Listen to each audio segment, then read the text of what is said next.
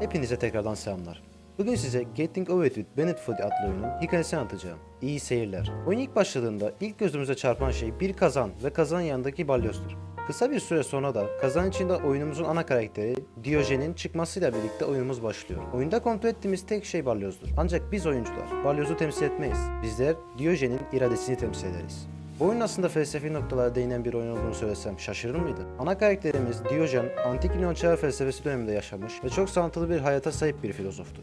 Kısaca hayatına değinmem gerekirse, Diojen varlıklı bir ailede doğmuş ve işinde gayet iyi olan biriydi. Ancak işine dolandırıcılık yapmasından dolayı yargılanmış ve hakkında idam kararı çıkmıştır. Bir şekilde kaçmayı başarmış ve farklı şehirlere yolculuklar edip insanların saygınlığını kazanmıştır. Oyunda bulunan kazan, Diojen'in fakirleşmesi sonrası evsiz kaldıktan sonra yaşamını sürdürdüğü kavanoza benzeyen evi temsil eder.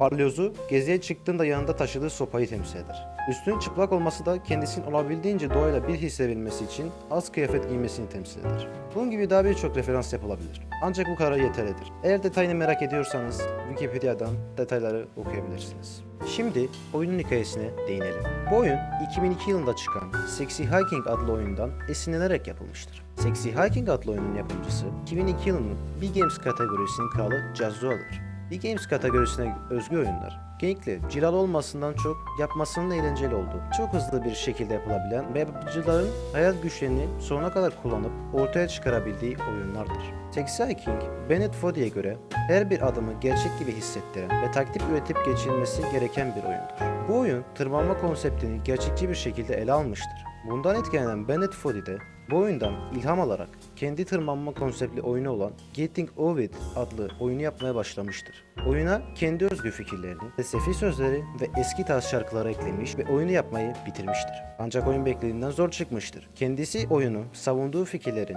dışına çıkmayacak derecede kolaylaştırmış ve piyasaya sürmüştür. Bennett Foddy, oyununda asıl anlatmaya çalıştığı şey, B-Games kategorisindeki oyunların sırf tuhaf mekaniklere sahip olması ve sinir bozucu görülmelerinden dolayı insanlar tarafından dışlanmalarıdır. Bennett Foddy de tam olarak bunu eleştirmektedir. Kendisi şimdiki oyunların gerçek emekle değil, yeterince zaman harcamak ile aşılabildiğini ve bunun bir süreden sonra baydığını belirtmektedir. Kendisi bu kültürel çöplük olan internetteki içeriklerin özgün ve uğraş gerektiren içeriklerden kopyala yapıştır mantığına dayalı içeriklere dönmesinin insanlar tarafından sevilmesine anlam veremez. Buna benzer bir sürü çıkarımlarda bulunup video ve film gibi anlarda değinir. Fikirleri birbiriyle çok benzer olduğu için kendimi tekrar etmek istemiyorum. Asıl önemli olan şey Bennett Foddy'nin sanki bir filozof gibi kendisine sorular sorması, etrafındaki dünyayı incelemesi ve kendisinin doğru olarak kabul ettiği şeyleri insanlarla paylaşıp onları eleştirmesidir. Ekstra dikkat çekmek istediğim bir şey de ne zaman aşağı düşüp ilerleme kaybetsek